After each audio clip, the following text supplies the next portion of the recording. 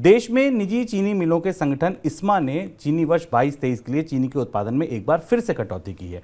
नए उत्पादन में संगठन का मानना है कि 328 लाख टन चीनी पैदा होगी इस साल। इससे पहले जनवरी में जो अनुमान जारी हुआ था उसमें 340 लाख टन उत्पादन का अनुमान था।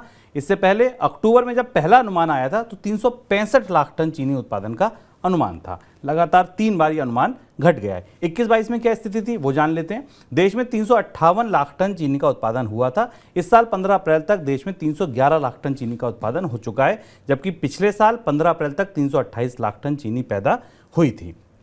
सर, लगातार 3 बार कटौती हो गई, क्यों घट रहे हैं अनुमान?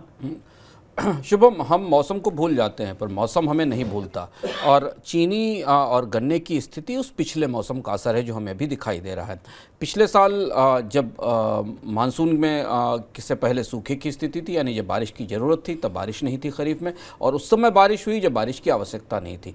हम वो दौर तो पीछे छोड़ आए, लेकिन उस दौर का असर हमें भारत में चीनी के उत्पादन पर दिखाई दिया। लगभग 5-6 साल से भारत में चीनी के उत्पादन में गिरावट नहीं हो रही थी। कीमतें, बाकी खाद्य उत्पादों की कीमतें बढ़ रही थी पर चीनी की कीमतें स्थिर थीं। पर अचानक पिछले 1 साल के भीतर, यानी पिछले 2-3 बार में भारत में चीनी के उत्पादन के अनुमान गिरने लगे हैं, और इसकी 2 सबसे बड़ी वजह हैं।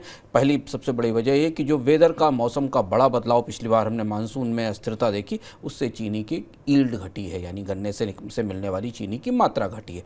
सबसे ज़्यादा नुकसान हुआ है महाराष्ट्र में। महाराष्ट्र में चीनी के उत्पादन की जो आकलन पिछले साल 13.7 मिलियन टन का था, वो घटकर 10.5 मिलियन टन रह गया है। आंकड़े ये बता रहे हैं इस वजह से पिछले साल की तुलना में इस समय पूरे दिन देश में काम करने वाली चीनी मिलों की संख्या भी कम हो गई है, क्योंकि क्रशिंग के लिए गन्ना और अच्छी ईल्ड उपलब्ध नहीं है। पिछले साल इस समय तक 15 अप्रैल तक 305 फैक्ट्रीज क्रश कर रही थी, लेकिन अब केवल 132 फैक्ट्रीज में क्रशिंग हो रही है, और इसलिए इस साल भारत से चीनी के निर्यात की गुंजाइश तो ना के बराबर है। ये जिस गर्मी में चीनी की मांग और भी ज़्यादा हो जाती है, क्योंकि कोल्ड ड्रिंक और खाद्य पदार्थों के लिए चीनी की मांग में बढ़ोतरी होती है, ठीक उस समय चीनी के उत्पादन के अनुमान घट रहे हैं। यानी महंगाई की पूरी बास्केट में अब शुगर भी शामिल हो रही है, जहाँ पर कीमतें बढ़ती दिखाई दे रही हैं।